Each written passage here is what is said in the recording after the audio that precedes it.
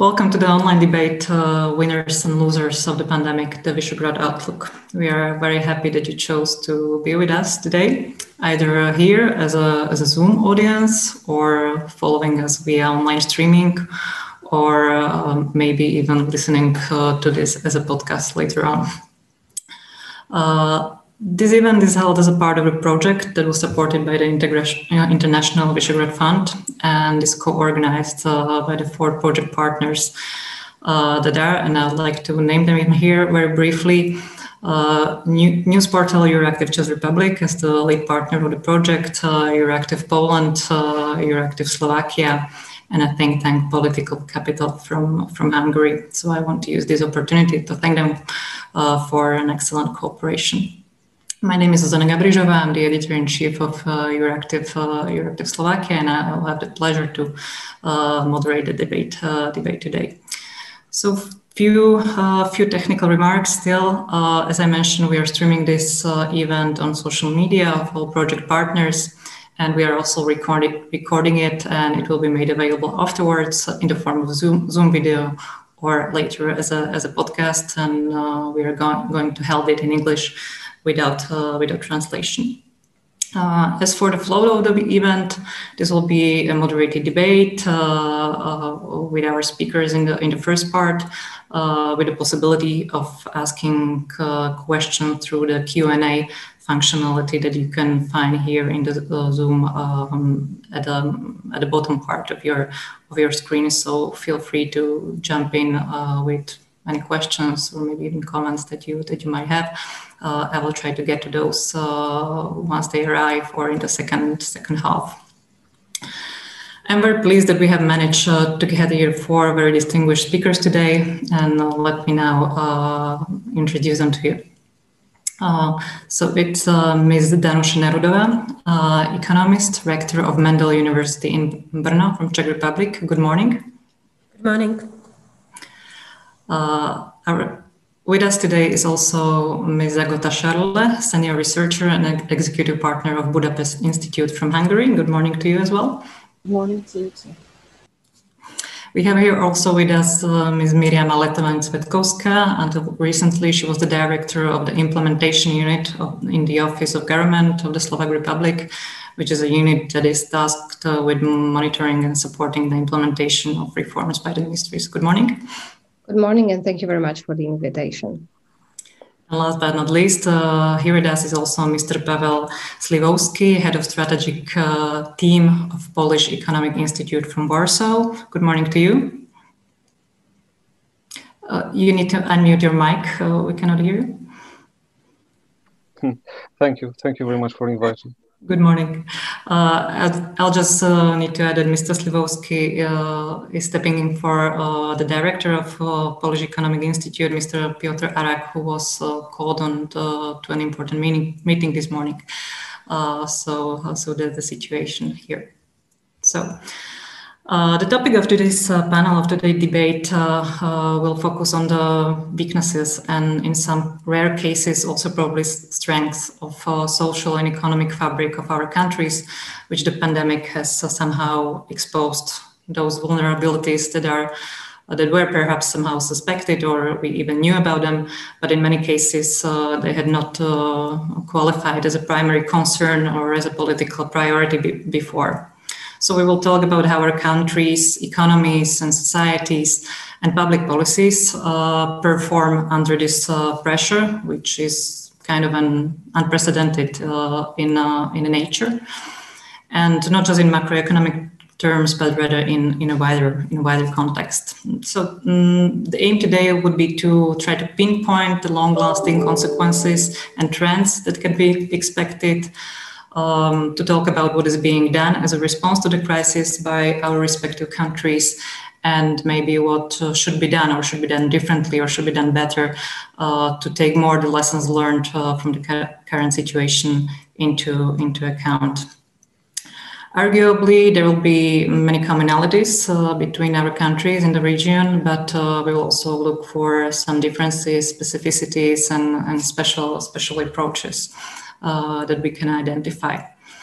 So I'll suggest let's start with some basic diagnostics to use the pandemic language, and we'll see whether we will find some common features there.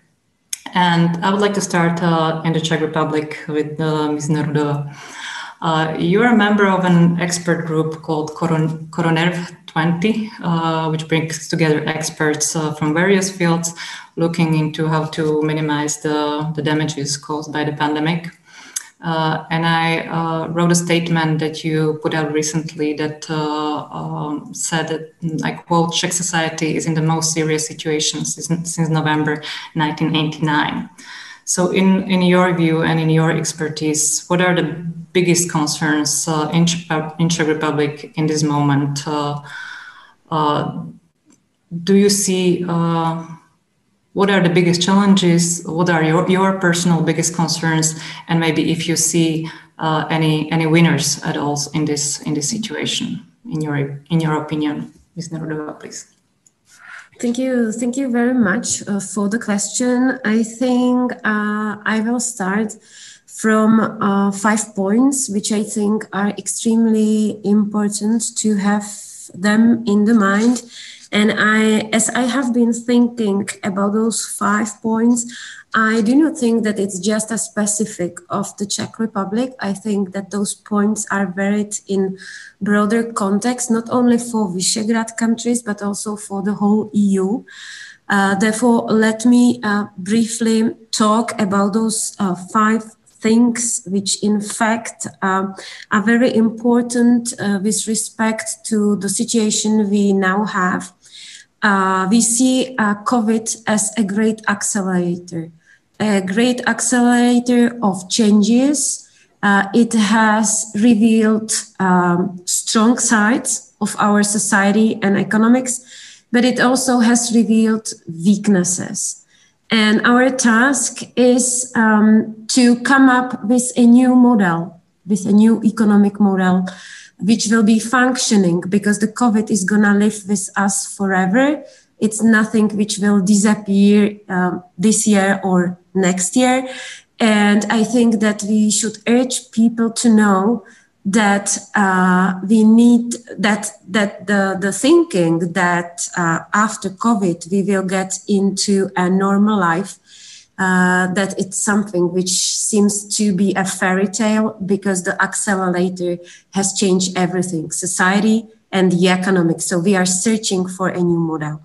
So the first point I would like to speak about is the change and transformation. We need to transform the way we are thinking. We need to change our thinking. And then, as I said, we are searching for a new economic model, because our society, since Second World War, we have been fixated purely on GDP growth.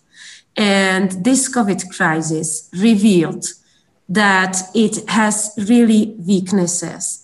You have been, we have been, all the Visegrad countries, even all the EU, have been facing the situation in the spring, where we have been critically missing things as face masks and the other things which were necessary for the fight with COVID, due to the fact that we have been fixating on the GDP growth, just purely GDP growth, searching cheap labor power. Therefore, we have to change our way of thinking, and we have to concentrate on sustainability.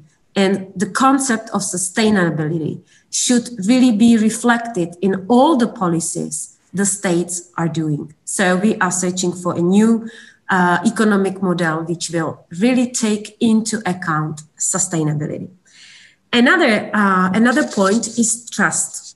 Trust is extremely important in the fight with COVID. I have been speaking with the person who was a Nobel laureate in genetics, and we have been given the question what the world would be without science. And my question is, it would be world without future. And I think that we really need to renew a trust in science. We have to fight this fake news and populism, because it's really the weak side of our fight with COVID. Therefore, the renewal of trust in governments, renewal of trust in society, and renewal of trust in science. That's an essential feature of our fight with COVID. Third point for me is security. Since the Second World War, we have been living with the false feeling of security. And this false feeling of security we have lost, which is good. I think it's good because it changes our behavior and way of living. Therefore, things which needed to be discussed are things like food security or health security, because also this crisis revealed that we have problems as a region with food security. For example, in the spring, we have been lacking certain type of foods from Italy due to the barriers in international transport. Fourth point for me, very important one, is international cooperation. This crisis revealed that international cooperation within EU and within NATO is crucial for the fight with COVID, and that we all need to be part of some international platforms.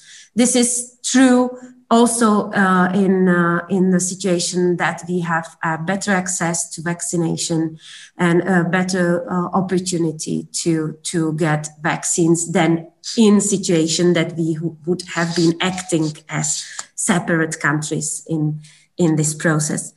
And the last one is our investments. We have even though we have crisis, we can take up this crisis as an opportunity, and it's very much connected with a Green Deal and new EU budget. And we should aim for smart investments to recover from COVID.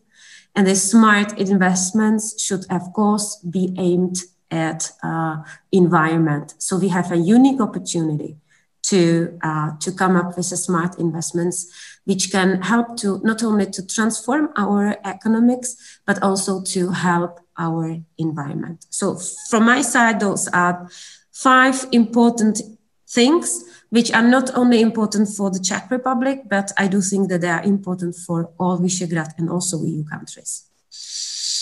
Thank you very much. Also bringing the wider context into the view. We will certainly tackle that as well. Like around 5 points: sustainability, trust, security, international cooperation, and smart investments as the biggest point going forward. Let's move a bit to Poland, Mr. Śliwowski. Maybe is the situation in Poland somewhat specific in terms of socioeconomic conditions and the scope of the hate of that the country is currently experiencing? Poland scored better than many countries in the last economic crisis in 2009. Of course, this crisis is very different in the nature, it's structurally different. What would your biggest concerns be and your mapping of the situation when it comes to winners and losers so far? Yes, thank you very much.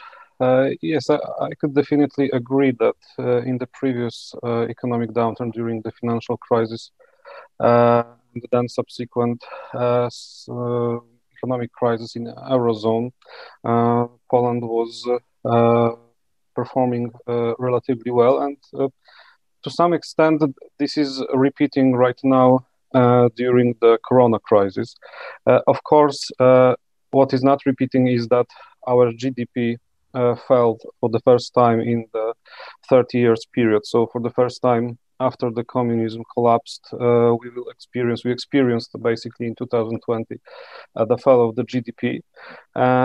But what our macro department in Polish Economic Institute prognoses is that in 2021 we will once again experience GDP growth, and between 2019 2022 our economy will grow around 5%.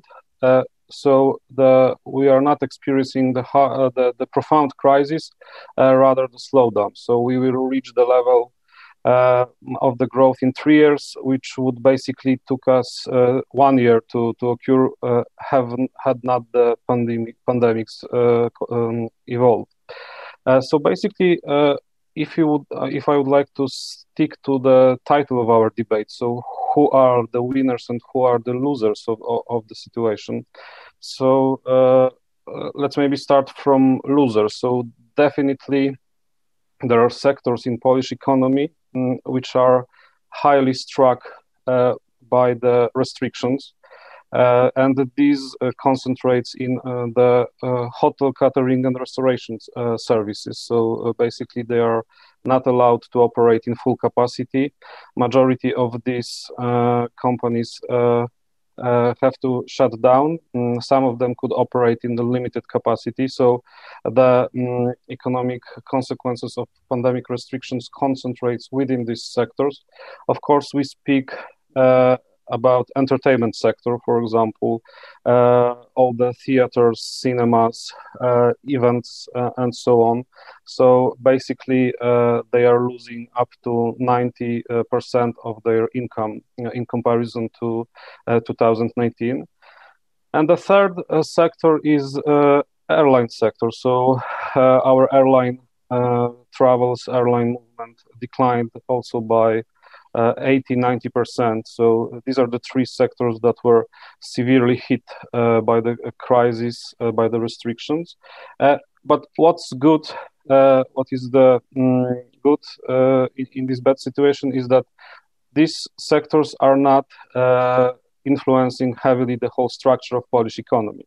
So it's a bad situation for the company owners. It's the bad situation for the sectors themselves, but the percentage of Polish economy which is covered by these sectors is not as big as in any other countries. For example, in Southern Europe, where the same sectors are much heavier in, they mean much more in the structure of the economy. So we see that these sectors are definitely losers of the pandemic time.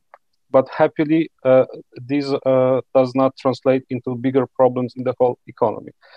And at the same time, we have definite winners. So, for example, when we look at the macro data from the late months of the last year of 2020, we experienced something which was really unexpected if we compare from our expectations from the beginning of the pandemic in March.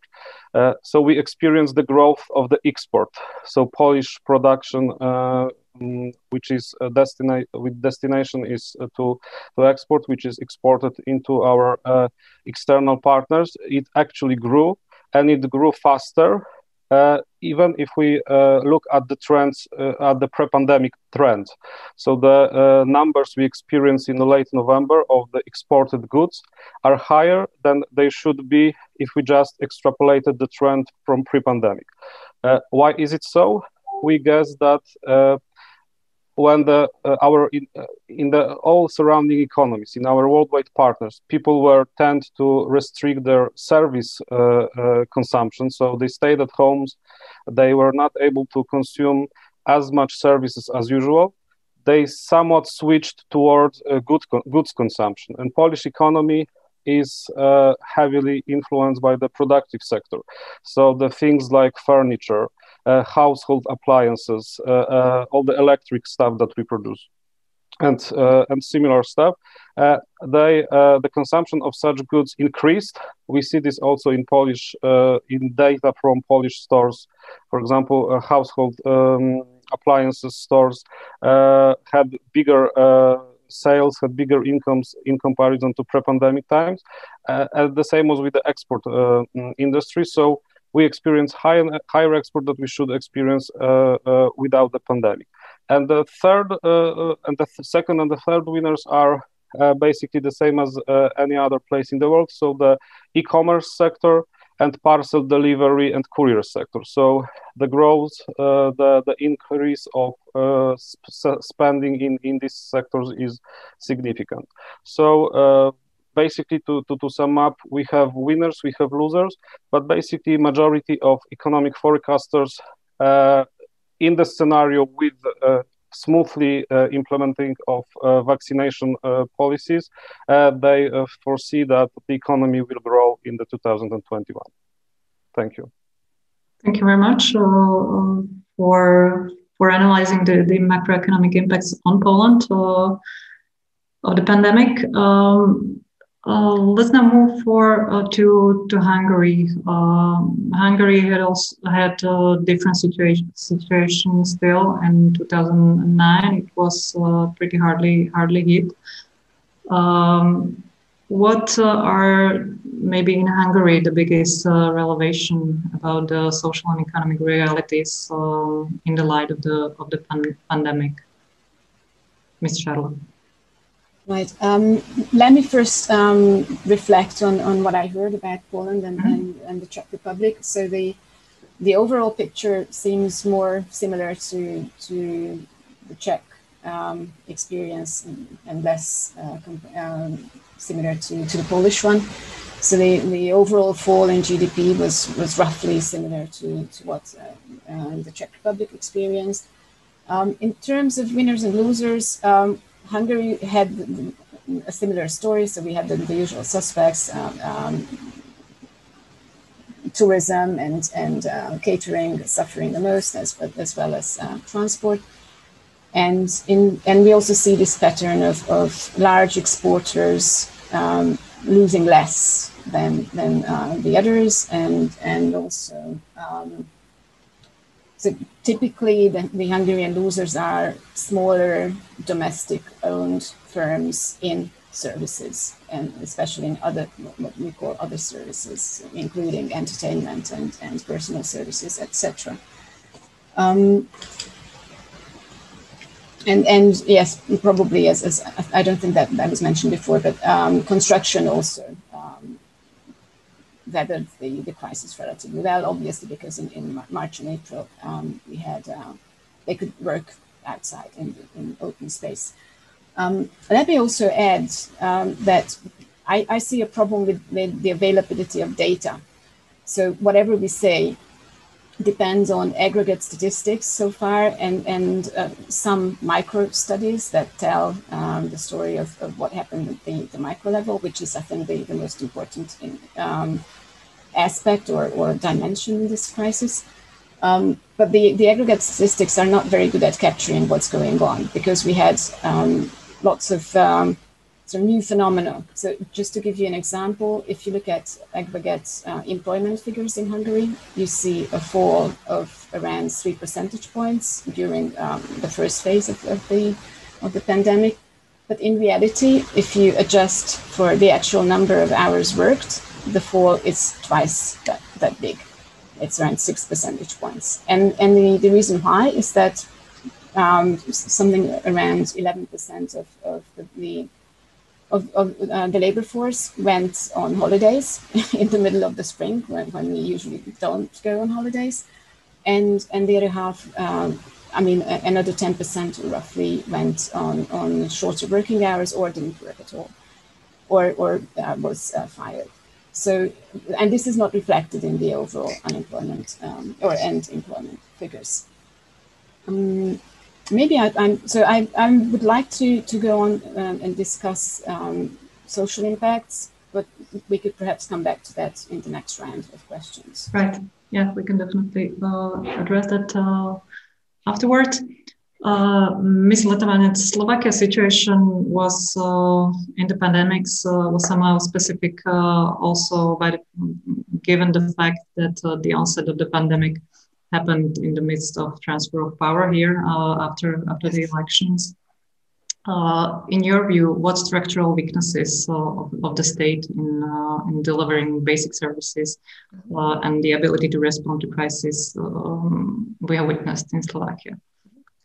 As you mentioned, right, basically we were probably the only government in the V4 and broader space which faced the government change in the late February election, and then in mid-March constitution of the new government, and the new program manifesto was basically approved.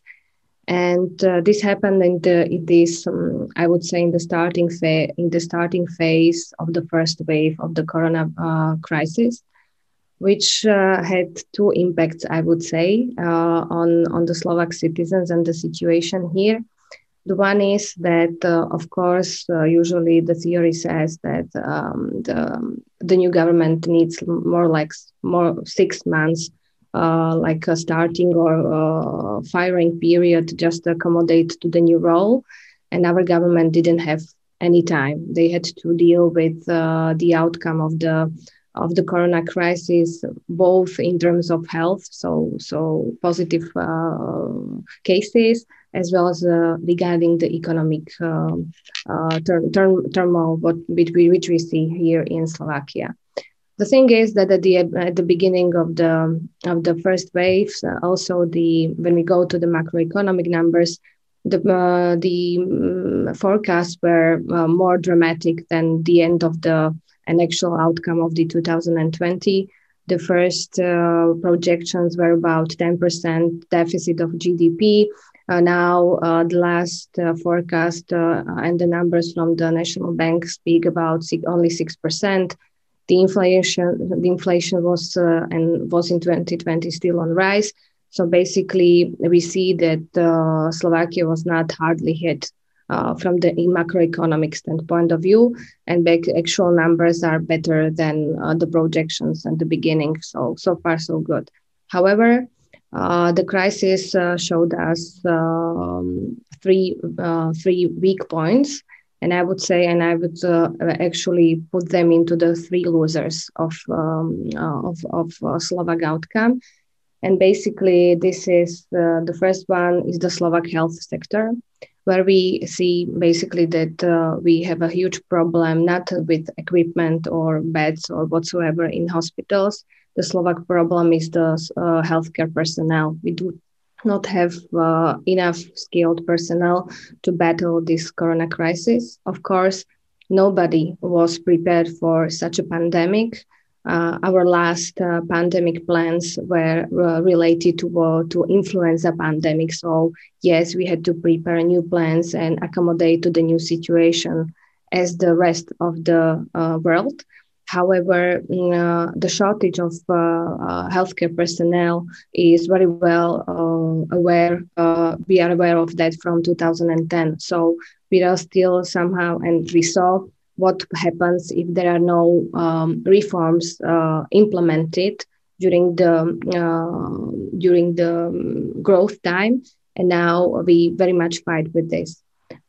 So healthcare personnel are they are the first losers for me from this pandemic. The second one basically shows how much Slovakia needs the reform of long-term care, because we also see how, of course, the situation was somehow affecting also the social sector.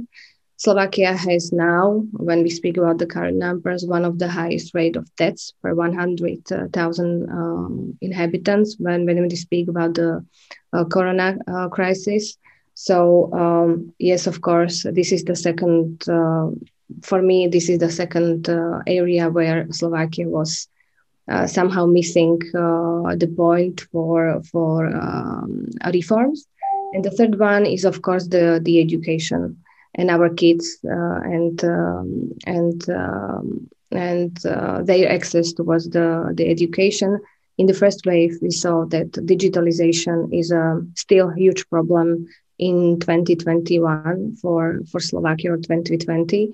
We had more than 52,000 kids unable to connect to distance learning in the first wave. The current numbers are still not available. So digitalization is definitely, or the education sector overall is one of the biggest losers of this pandemic. And this is directly connected towards for example, to women workforce in place. of course, because this is affecting the overall situation of the income of the families. But I see very much one winner in Slovakia during the pandemic, and I have to say that Slovak academia and Slovak scientists proved to be a crucial player in corona time, because even though Slovak research and science is very much underfinanced in the Slovak budgets, in the Slovak budget in the past and in the budgets in the past, we were able, our scientists from the group of scientists under the Slovak Science and Academia were able to come up with a COVID-19 test, Mr. Čekan and multiplex ID, that were, these gentlemen and ladies were able to come up with the products which is a product which is able to track the coronavirus. And I think that in Slovakia, especially, they are the number one winners of the pandemic. And I don't know whether to reflect on the rest of my speakers, but one of the points that I think are very important for Slovakia in this time, and reflecting Ms. Nerudová, is the trust of the government, because especially in Slovakia, we saw during the entire 2020, and it's continuing into 2021, that we have very much lack of predictability in decision making and high degree of improvisation. And this is mostly connected towards the immediate response phase, when the government has to respond on the development of the corona crisis. And this approach is somehow negatively affecting the effectiveness of the measures which are approved and implemented. Thank you so much, Ms. Letovanec. So we have, with your contribution, we have moved more beyond macroeconomics, beyond concrete sectors and how hard they were hit, more into the really social fabric of our societies, and the ability of the political class and of the government to reflect on those changes and challenges within the society, as healthcare and education. Maybe it will be interesting also to hear from our other speakers what's the situation in their countries when it comes to these sectors, and to how the governments were able to be supportive to those who are in the first line of the response. How they were able to tackle the support for the healthcare sector and for education that you rightly mentioned as the sectors that are really under a huge pressure, and were in the past been somehow left underserved. Well, let's put it that way. So, Ms. Nerudová, would you analyze the situation in Czech Republic in a similar way? Yes, with respect to healthcare, I think that now we are in a bit different situation than in the spring. We have quite robust healthcare system. Therefore, we have quite a high capacity for COVID people. We had discussion like 3 or 4 years ago to reduce the number of beds in the hospitals. And now it seems that even though at like 3 or 4 years ago, it has been considered as a great inefficiency in the system, the fact that we have not been able to make the system more efficient is now a strong side of our healthcare system, that we have enough capacity for COVID people, and we are able to clutch the brake just to not fulfill the capacity of the healthcare system. In the spring, of course, there has been lack of everything. However, now because we have a very strong nanotechnological sector in the Czech Republic. And even without a great support, I mean, now at the moment, this nanotechnological sector, of course, has been established with public money, because those are the money which have been invested in research and science, but we had no special support program for nanotechnological sector, but it has boosted up during the summer, and now the production of nanotechnological sector in the Czech Republic is covering all the needs of the Czech Republic with respect to face mask and the other stuff which is needed in the hospitals. Therefore, this is, I think, a bit different situation than in other countries.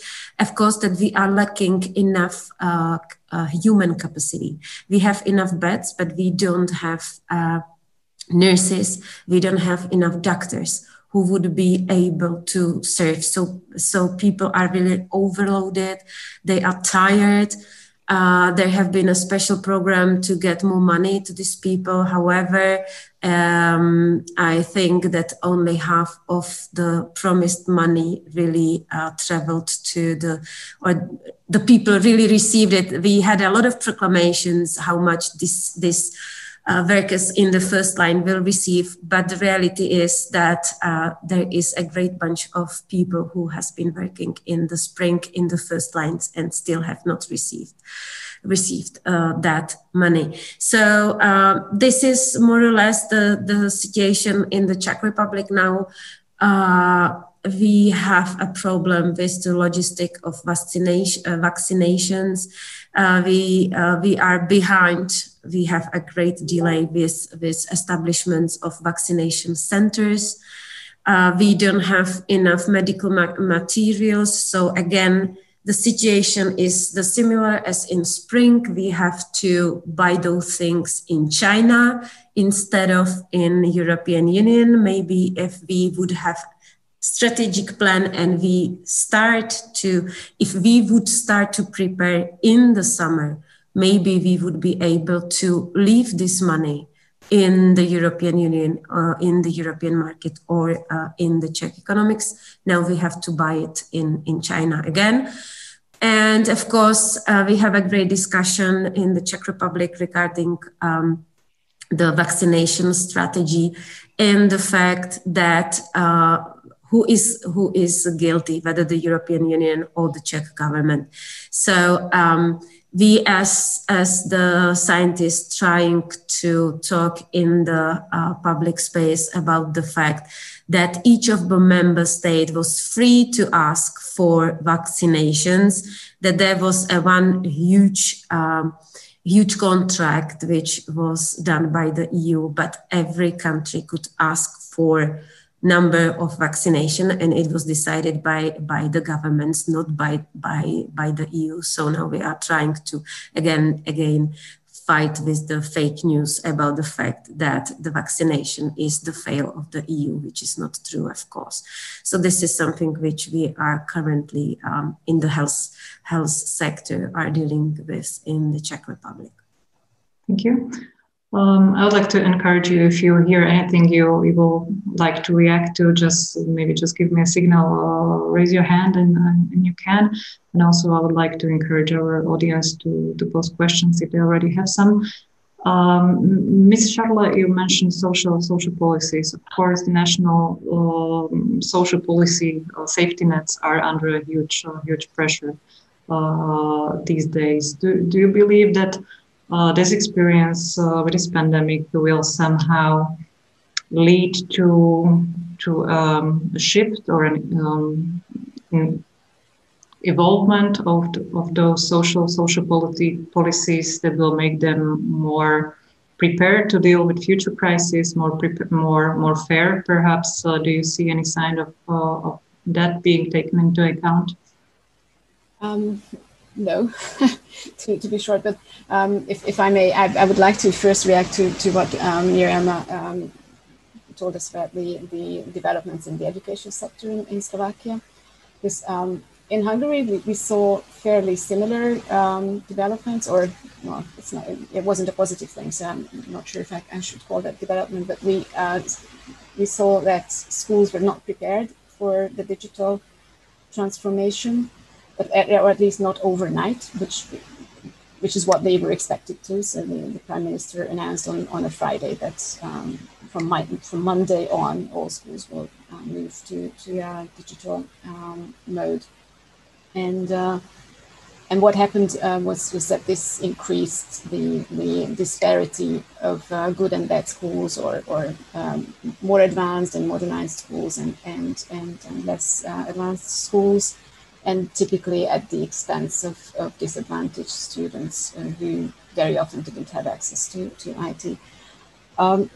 But to mention something positive, I think there was one interesting and very positive outcome out of this in the case of Hungary, which was that the awareness of the general population of the importance of schooling and also of the value of the work of teachers increased greatly. So basically, parents who had to do homeschooling at home and had to actually open the textbooks of their kids and see what they were doing, suddenly understood how much is going on in schools and the high level of expertise that teachers should have to be able to perform their tasks. And I think this might be lasting in the sense that there might be probably more pressure from the general public that we pay our teachers better, because this is a long-standing problem in Hungary, that teachers are underpaid and the quality, the average quality of teaching staff in schools is not as high as it should be. So that might be a positive outcome.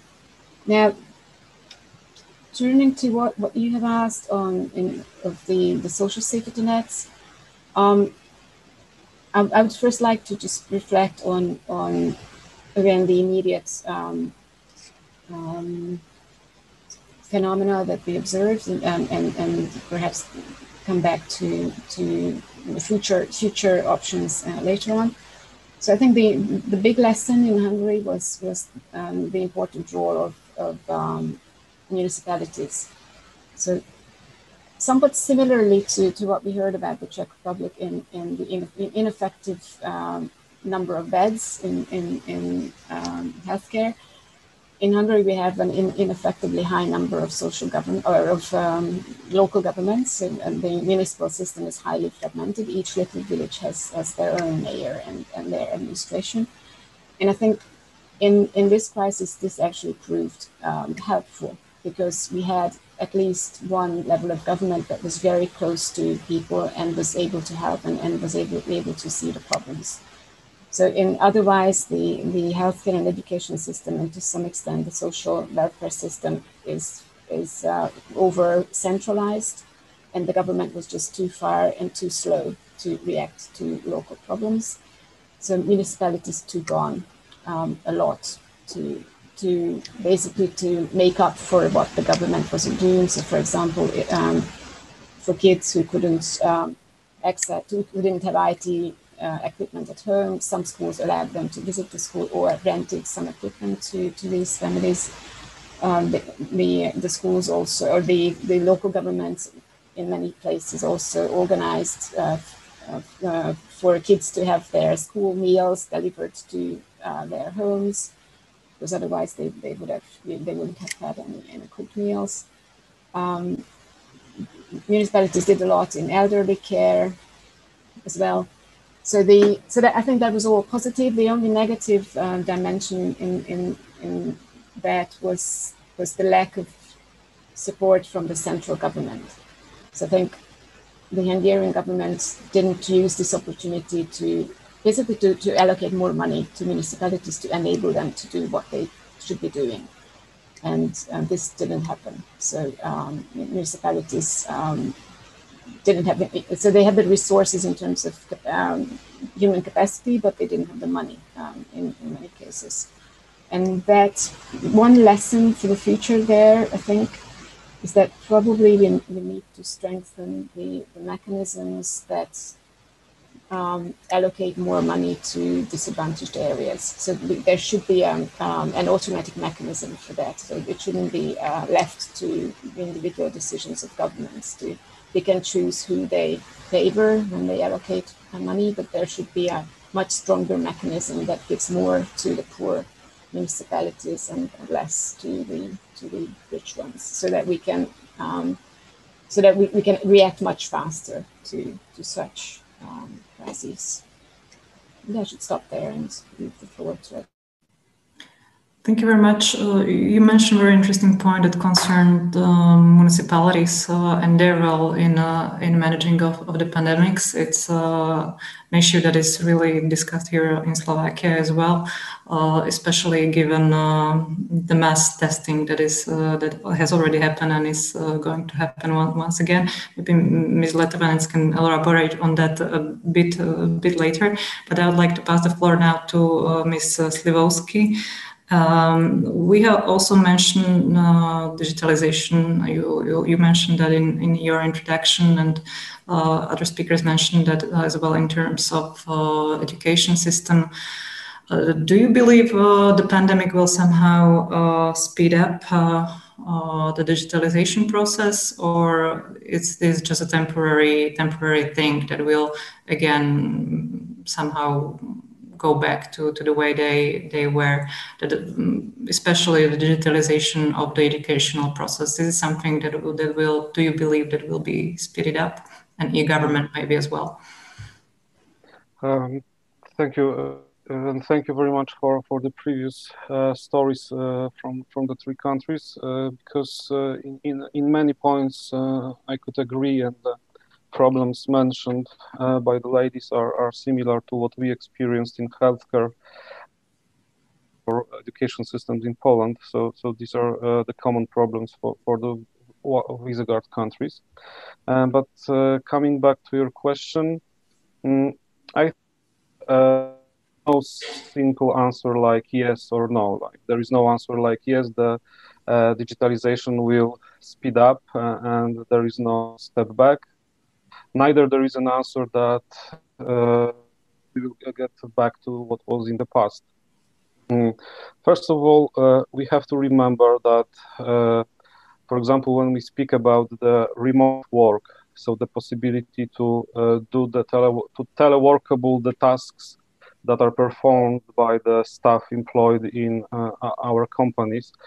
In Poland, we calculated that the level, part of the employees that could do the work remotely, it is less than 40%.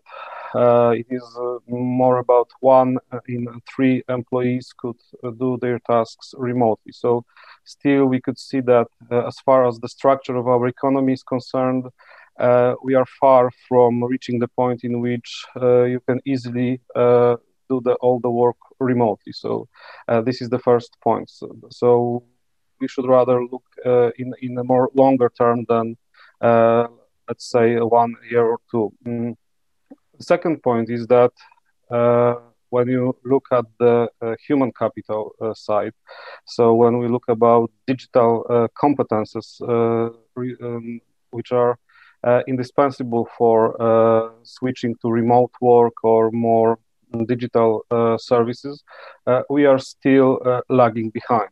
So all the 4 countries that we are speaking about today have the lower level of this digital economy index, which European Commission calculates and publish each year.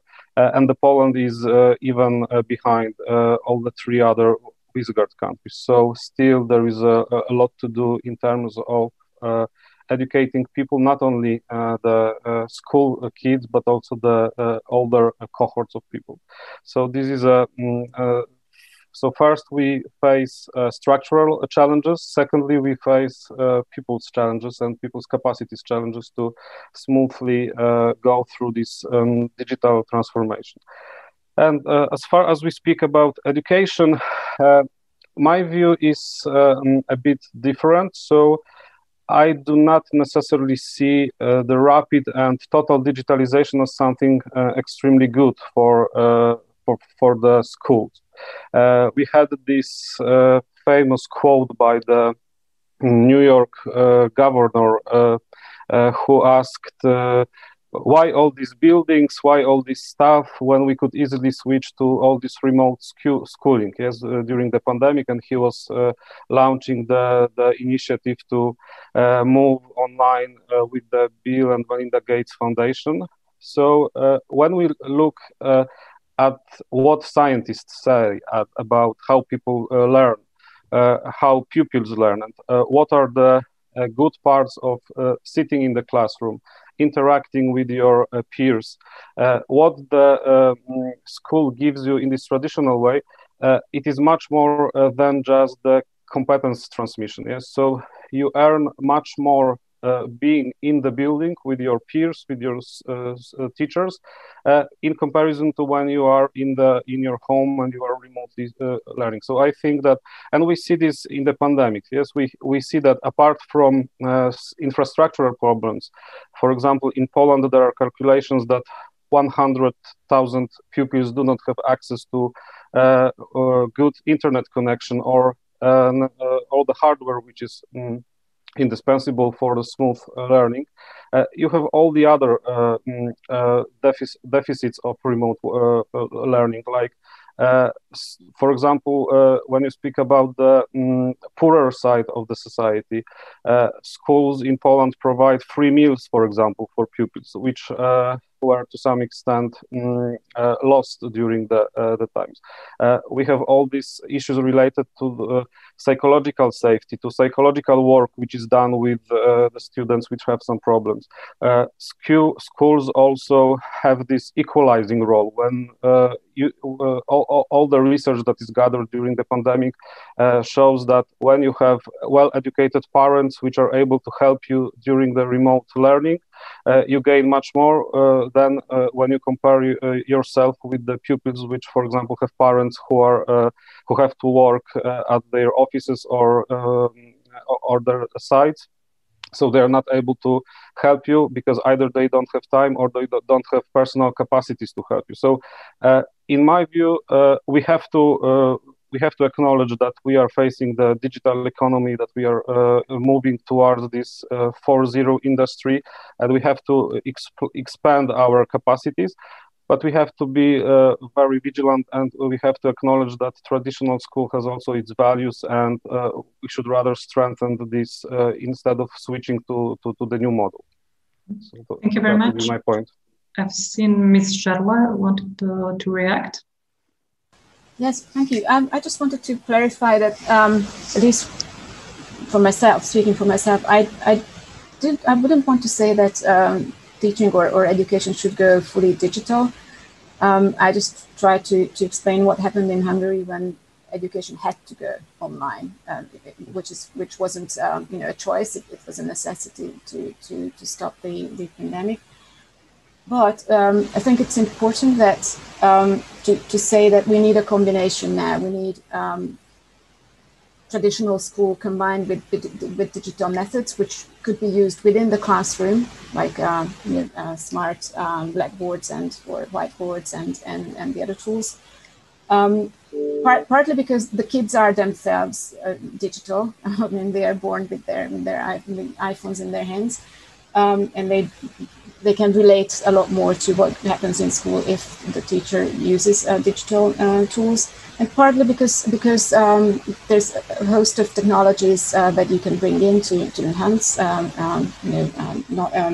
information and demonstrating things in a digital way. And also because digitalization also could offer teachers a lot more support, both coming from a central educational authority and both from their peers, which is actually what happened in Hungary. So one nice or positive developments was that since teachers didn't get much help from the government, they set up their own self-help groups and on Facebook and other social media, and there was a lot of exchange of ideas and methods, which I think is actually a huge opportunity, because if you think of the cost of sharing methodology and teaching materials 50 years ago when everything was on paper, and compare it to today when you can just send it on email or work together on some in the cloud. There are huge opportunities in sharing teaching materials and basically bringing everybody up to at least a minimum level of teaching quality at a much lower cost. So I think we should explore that and use that opportunity.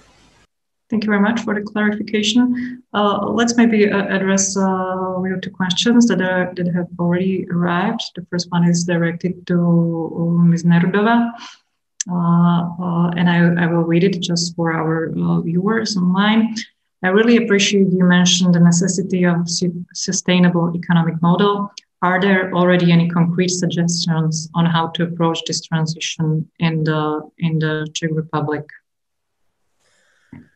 Even before COVID crisis, I have been on the board of H2020 consortium called Fairtax, and one of our tasks was to come up with the measurement of the sustainability. We created some model for measuring of the sustainability, and based on this model, we are trying to set up a discussion. I think it's very much connected with the initiative Beyond the GDP. This is the initiative which is not new. This is something which exists more than 10 years already. And we are doing the examples and trying to persuade people that GDP is not the indicator which is correctly reflecting the well-being of the population. Because even though your country is growing 5% of GDP a year, you still can be living in the countryside with no water, no access to drinkable water, or you can live in the party or in the country where there is a heavy industry and air pollution, and your quality of life is very low. Therefore, we are talking about something like that. We need to bring the limits of our planet into our economic model. That's the way we are thinking and trying to set up a discussion in the Czech Republic. And I have also one comment with respect to the education and the digitalization as being director of the university. I think that we have to have in mind the diversity of the problems. Yes, I do agree that there are extreme problems with this situation and this online learning for first and second grade for grammar schools, because if you look on the access to high-speed internet in the countries, there are great differences among the regions. And of course, that the kids from the groups or from the social groups have the problems to access the computers and everything. But I think that we also need to take into account the universities, because this digitalization is the revolution on the universities, because the change, which normally would take like 5 or 6 years, now we have the change after 6 months. We have the change. And my university have now 2 possibilities. We have like hybrid learning, therefore we are prepared for face-to-face learning and we are prepared for online.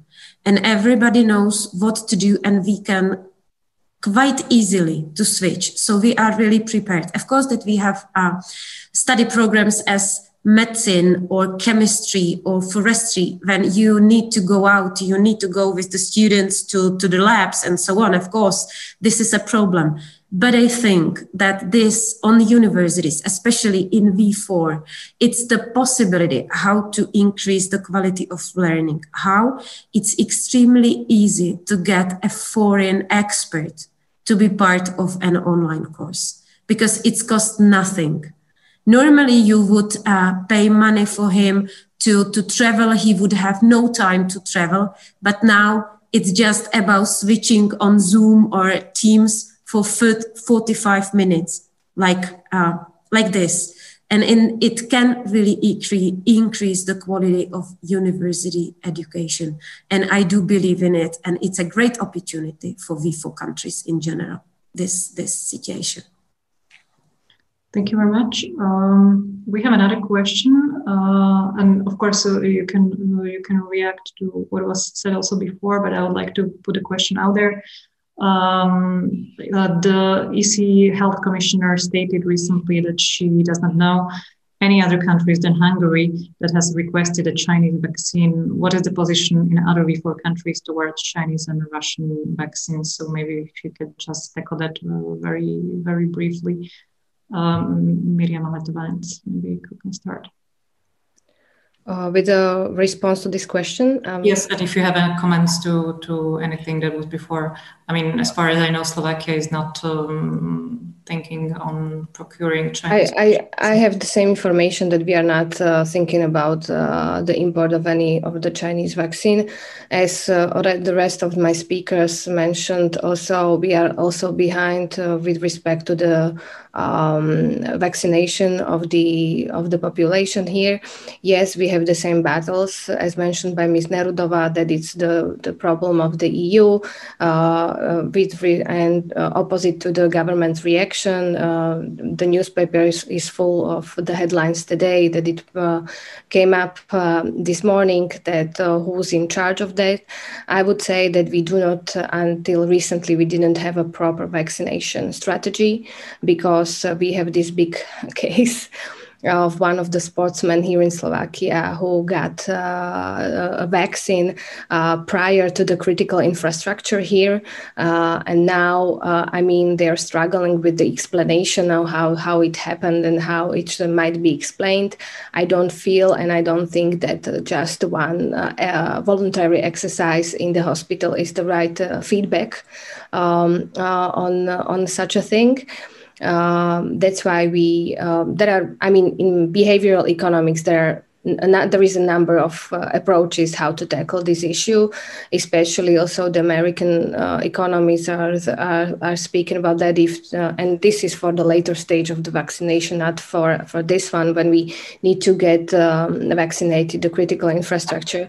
But of course, also probably in your countries, we have like high resistance toward the vaccination here in Slovakia. These anti-vaxxers and hoaxes are full of social media. At the end of last year, it was basically about 60% of people who didn't want to get vaccinated. Now it's slightly decreasing. I think the right number these days is about half of the population.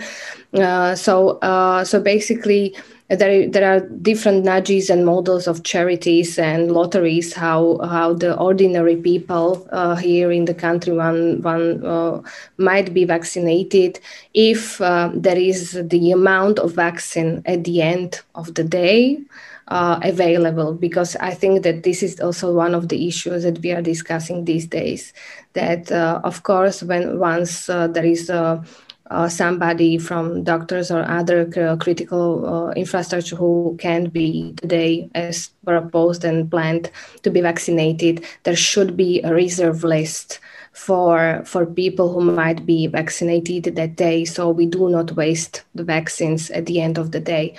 Of course, elderly people who are in the first line, the firemen, policemen, and so on, should be vaccinated as well. But I think that for increasing the trust of the government in their plan and their strategy, would be nice if also the people who are not like influencers and the sportsmen have the access on some like strict rules, have the access towards the vaccination as well. Thank you. In Poland, are there any plans to somehow distribute a portfolio of vaccines outside those being provided by the European procurement? No, for the time being, there haven't been discussions the public debate about such possibilities. Our government is still referring to this Pfizer-BioNTech vaccine, and the there have been this slowdown during the recent days due to these reconstruction works in one of the construction sites in Belgium. But still, we are mainly in this zero phase when we are vaccinating critical staff, and in the following days we are switching to this elderly group to vaccinate them. So there are no discussions about Chinese or Russian vaccines whatsoever in Poland till now. Thank you very much. In Czech Republic.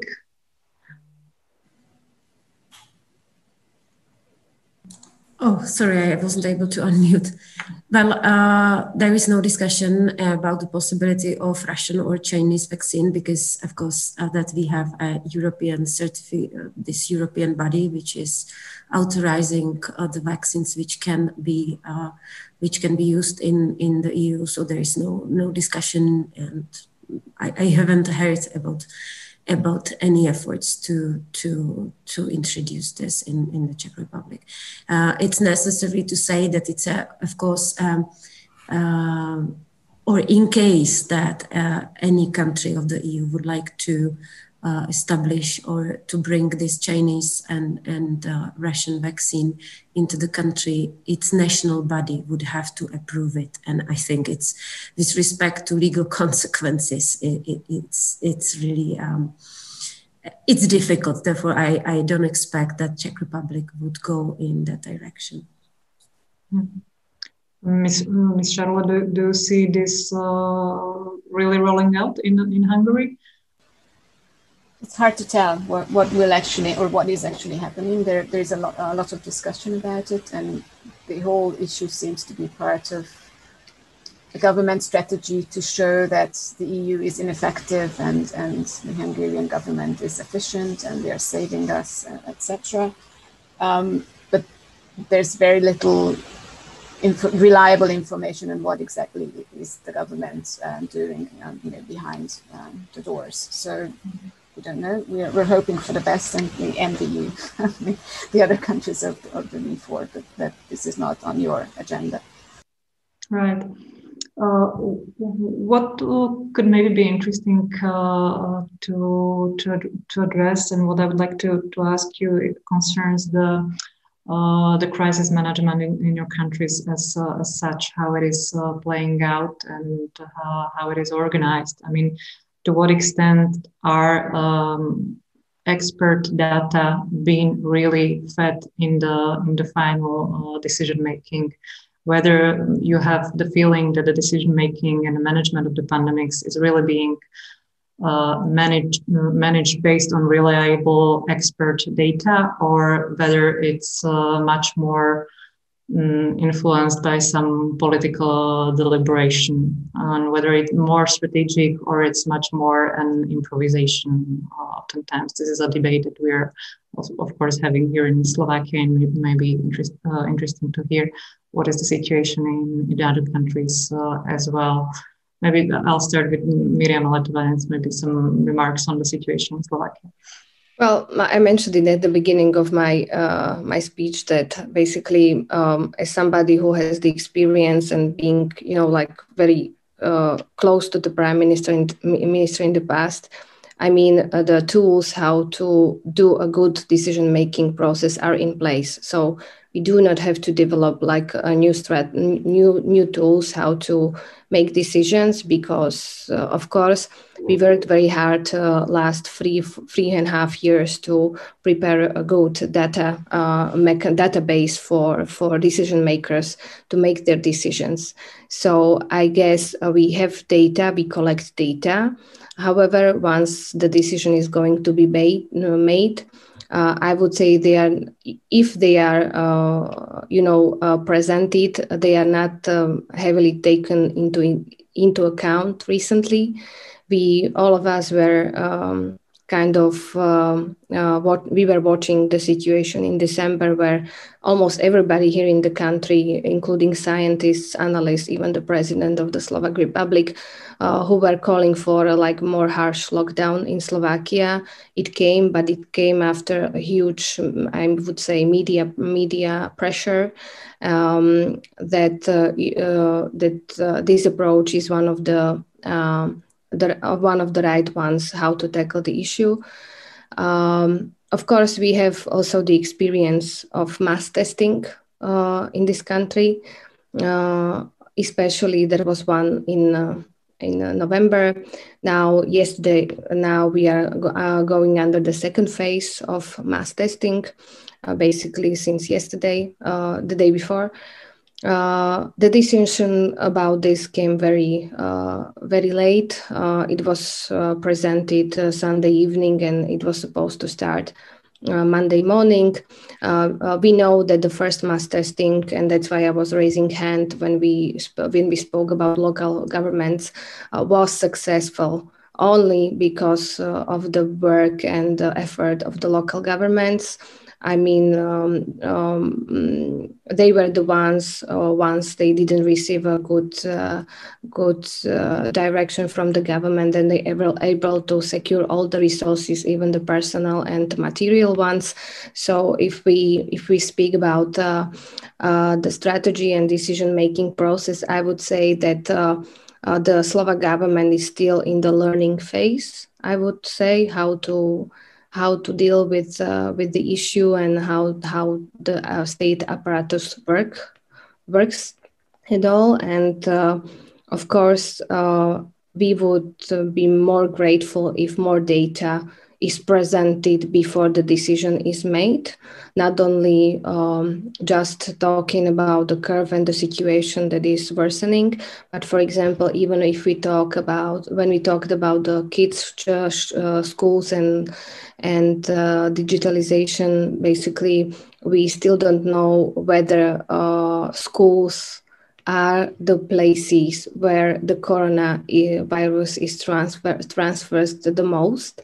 And it might help also to make decisions and to understand the decisions of the government, why Slovak kids are basically staying home from last March with one short break. And I think it would help the government to be more trustworthy in their decisions and all the plans that we are basically listening right now.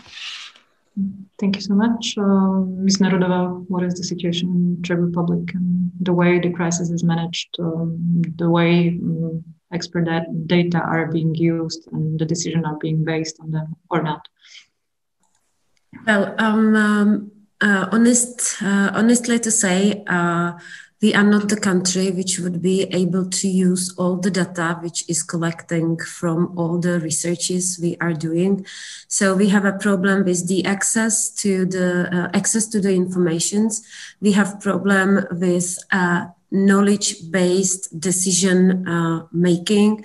Therefore, even though countries like Italy or France are able to have accessible data for scientists, how many people have been vaccinated each day, in which age group, in which region. This is the data we are not getting every day. So this is something we are urging the government, we as the scientists, every day, that I have to say that a lot of decisions are populistic and are not based on data or knowledge. That's all what I can say. I'm sorry to say it like this, but I think this is the most best description of current situation we are living in the Czech Republic. Thank you very much, Mr. Śliwowski. Yes, so I could mainly speak about the processes in which, to some extent, our institute has been involved in the recent weeks, because basically, of course, there are, let's say, different strands of decision making. There is, of course, the task force in the government which deals with the restrictions, and there are not only the ministers but also the scientists. As far as I know, the medical staff is being invited to such meetings, and they are asked for their opinions. Of course, there are different units, for example, in the Ministry of Education to discuss such things, but our institute cooperates most closely with the Prime Minister Office. So from the very beginning of the pandemics, we have been asked to collect and to provide them with quite high frequency data. So as Ms. Ágota Scharle told at the beginning, we had some challenging times in the March to collect the data which goes beyond simple aggregates, which goes beyond national official registers. So we were able to collect some credit card data from credit card providers, which is of course we are not able to publish it officially because there are many legal aspects around protecting such data, but it gives us a bit more overview what's going on in the consumption, in the people's consumption processes. We were able to collect data from the Ministry of Finance because in recent years we had a huge reform of it was the aim of this reform was to reduce the tax fraud. So more and more tax data, even high frequency data, was collected through ministry agencies. So they have data on cash transfers and so on what is going on in companies' registers. So we've been able to work with this data, and of course, as many other analysts, we used data from Google mobility records and from data about how trucks are commuting inside Poland to look how the logistics is cooperating. So we've been collecting, analyzing, and sending this data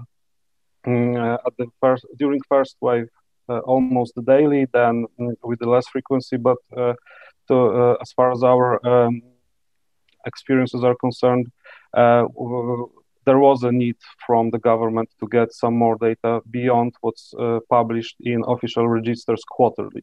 And as far as the broader situation in Poland is concerned, and as far as the expert involvement in decision-making is concerned, because to some extent this is the matter of my interest, I'm writing the PhD about using expertise in public policy making.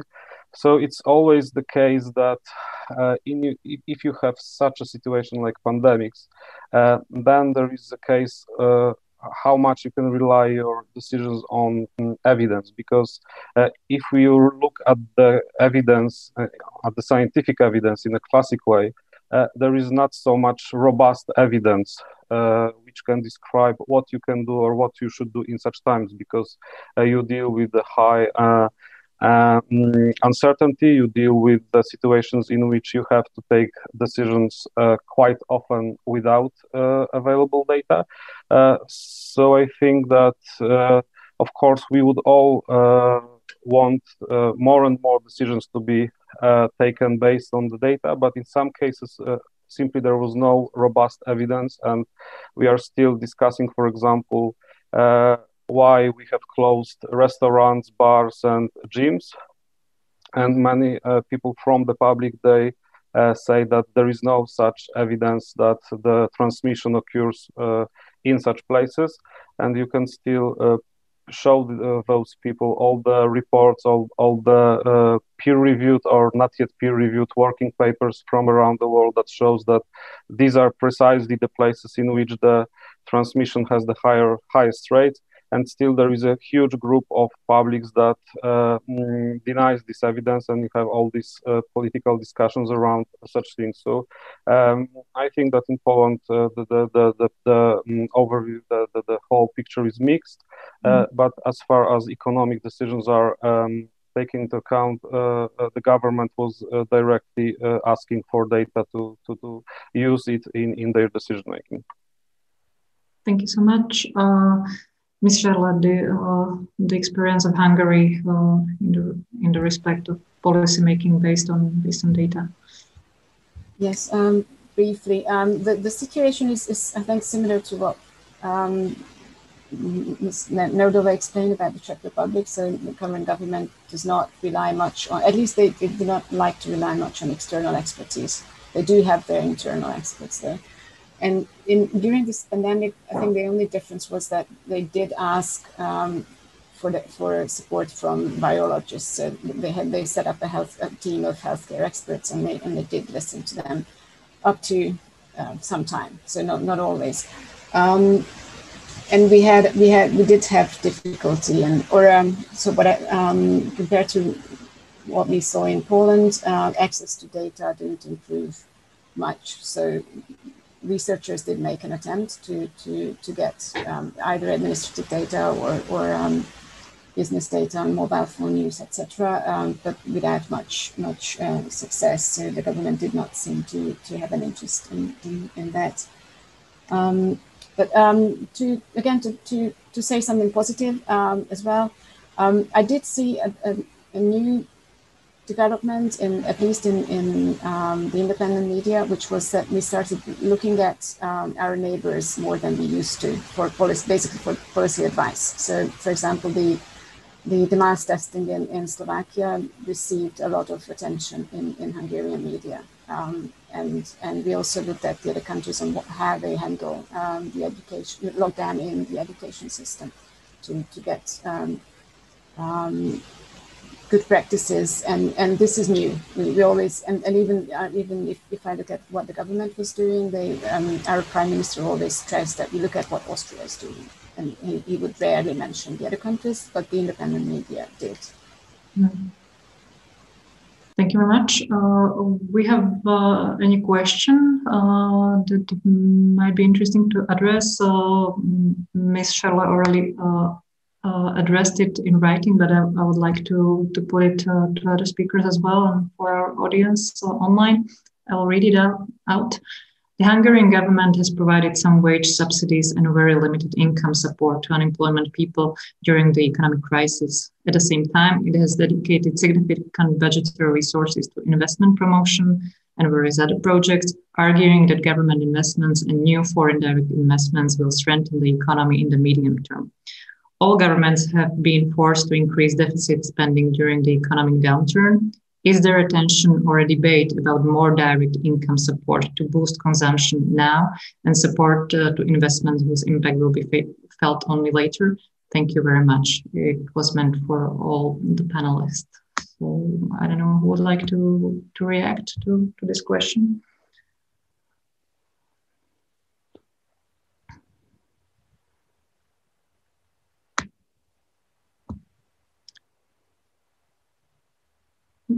Mr. Śliwowsk, maybe? Yes, I can. This is an interesting question.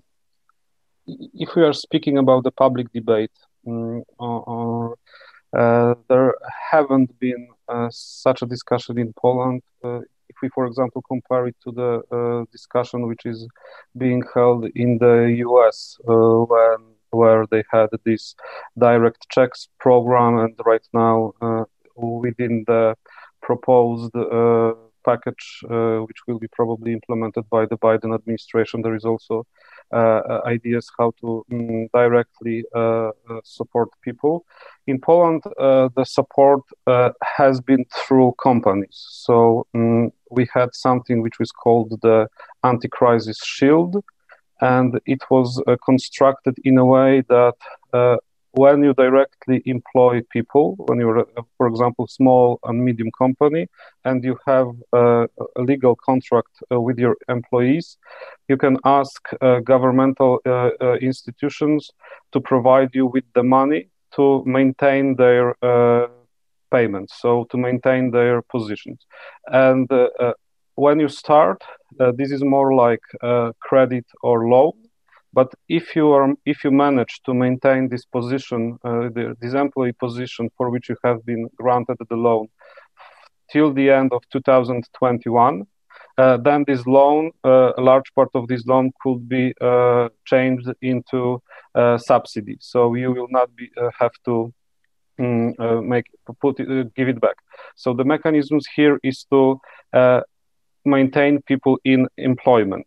So to hibernate staff inside companies, because the idea behind that is that it is easier to rebound from the crisis where people are still within companies where they still have their working position, instead allowing them to be fired and then helping them find new jobs. So this was the mechanism in Poland. And to finalize, the discussion that was held in Poland was about a broader problem. The economists discussed whether we are able to, or whether we are allowed to change our fiscal rules during the crisis. So there was one huge discussion, and especially driven by younger generation of economists who said that nowadays we don't have to stick to more traditional fiscal rules. We have to go with expansionary fiscal policy. We have to increase public investment during the time of crisis. We cannot cut expenditure like it happened during 2008-2009 times in Eurozone. And then when the economy rebounds, we will have to discuss once again about the fiscal situation of the country. So this was one side of the discussion. But at the same time, there were numerous economists who opposite this view, and they said that still the fiscal rules, the spending has to be taken in consideration quite strongly, and we still have to look at the limits of debts on public debts in relation to GDP. So this discussion was much more pronounced in the media in Poland in comparison to the types of support for employees. Thank you. Ms. Nerudová, do you register any major debate on incentives to boost spending in Czech Republic? Well, we already had a discussion in the spring. The government announced the injection into the economics. It was 1.2 billion Czech crowns. However, at the end of this year, it turned out that it was just a promise, that in reality, only 18% from this amount has been spent. Regarding the support for the business sector, I have to say that more or less we are suffering the same problems as I heard from Paweł, because currently we have a discussion regarding the unemployment. Czech Republic has the lowest unemployment in the EU, only 4%. But we need to transform the economics, and these support programs, as Paweł said, are just keeping the employees on the positions which will not exist after this crisis, because those jobs will be transformed. Therefore, we are discussing that we need a Kurzarbeit, which is the German program which helped in 2008 German economics to recover from the crisis, and it's based on the fact that it is forcing the employees to requalify, to change the job. And this is currently which is lying on the table in the parliament, and the business sector is really pressing the government to approve this program as soon as possible. And secondly, we have a huge discussion in the public space regarding the support, because we diverged from Germany and Austria. We have sectoral small programs. And if we have a sectoral small programs, we have a type of businesses which does not receive a support at all. Therefore, we are forcing government to change these sectoral supportive programs to general programs, which would be based on decrease of turnover in comparison with the last year, and which would subsidize businesses like 50% from the turnover, and also which will subsidize fixed costs. because this is the way Germany goes, that Germany is subsidizing fixed costs. It's extremely important for the businesses who are running businesses in their own premises, not in rented premises. And all our supportive programs now are based on the fact that the businessmen are not running businesses in their own premises. So they are subsidized payment of rent, which is discrimination, because great deal of businesses are running business in their own premises. So this is the discussion we currently have in the Czech Republic. So to sum up, there have been huge promises in spring, and at the end of the year, it turned up that only 18% from the promised support was injected into the economics of the Czech Republic. Thank you. Well, we are running out of time, but I would still like to make a final, very quick round with all of you on a question that if you had a possibility and if you could have one wish for the way the recovery plans and recovery strategies are being shaped in your countries, what would be your one recommendation be that you maybe feel now is not really reflected in the debates and in the plans and in the strategies? I know it's not an easy question, but if it can be just very brief to sum up our debate. Miriama, Letovanec, maybe if I may start with you. Very quickly, in a couple sentences, I would be very wishful for Slovakia to have finally the strategy till 2030 or 2050. So we all finally know where we want to be in the upcoming years, because we are still doing these short-term moves in the 4-year cycles, I would say, the political cycles. And whenever there is any strategy or reform implemented, then it's reversed by the next government. So yes, I would like to see the strategy, long-term strategy for Slovakia. And with respect to the reforms plans regarding the EU funding, this resilience and recovery fund, I hope that our government would be more ambitious and as it is right now with the plan we submitted to European Commission. Thank you very much. Ms. Scharle. Right. We haven't talked much about social policies, so maybe I'd focus on that in my last contributions. So what I would wish for is that the Hungarian government would set up a proper minimum income scheme which covers all who need it and is more generous than the current very, very limited flat rate benefit system.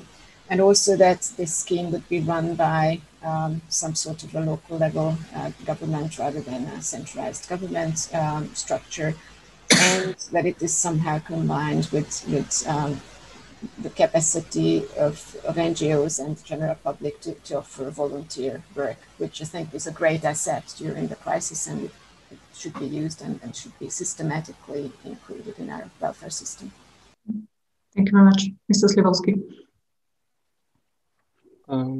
Yes, as always, there is no simple answer for that, because some of the problems we were discussing here are more of structural problems. Yes, for example, when we speak about the shortage of staff in healthcare sector, this is nothing that we can address in a few months time. So basically,